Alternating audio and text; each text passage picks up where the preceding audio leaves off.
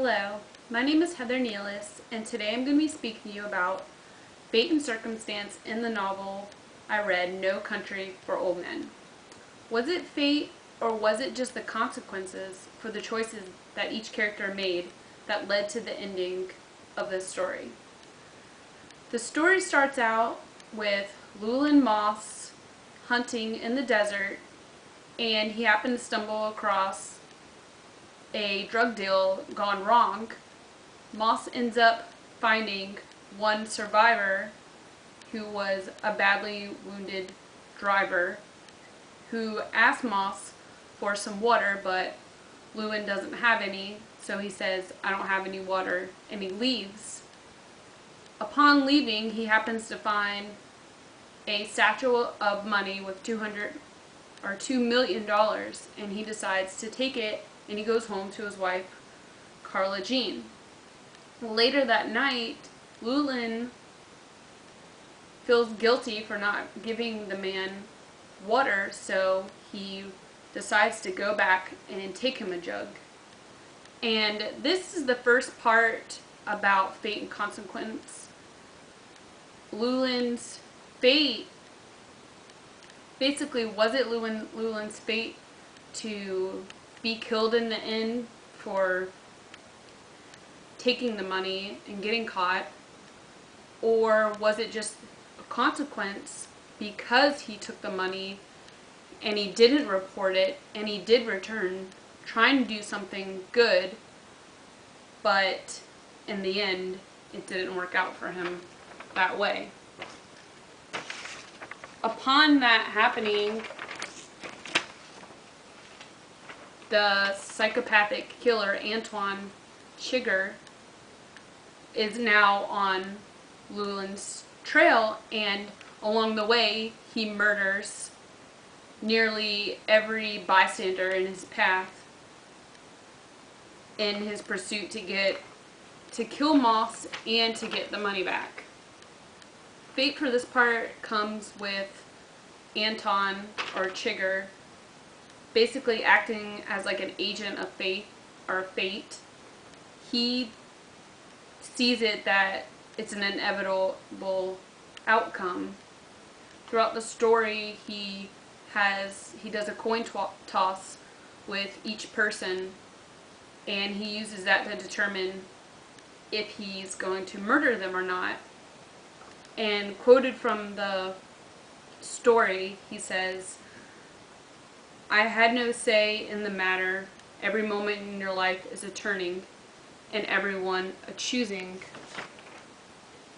Somewhere you made a choice. All followed to this. The accounting is scrupulous. The shape is drawn. No line can be erased. I had no belief in your ability to move a coin in your bidding. How could you? A person's path through the world seldom changes, and even more seldom will it change abruptly, and the shape of your path was visible from the beginning."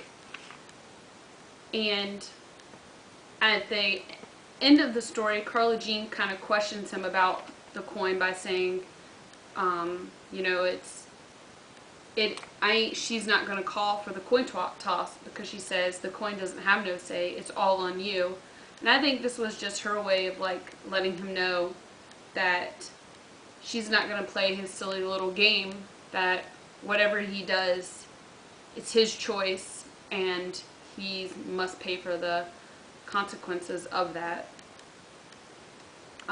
My visual, I printed out a picture of Anton from the movie, basically like the way he's described in the story. You can't really visualize it for me until I did end up seeing the photo, and he does look pretty creepy.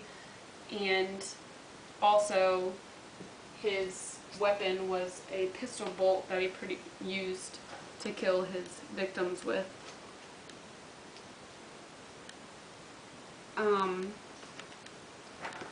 I didn't really, for the Sheriff Bell, I think the story No Country for Old Men kind of went with him, basically because he's older and he's old-fashioned, and he he doesn't feel like he fits in the world anymore. Kind of like with everything that's going on, there's just nothing left he can do. And so No Country for Old Men, it's kind of like saying this country is just, everything is changing every day. There's new and different things, and it's not the same as it used to be back in the day for older men.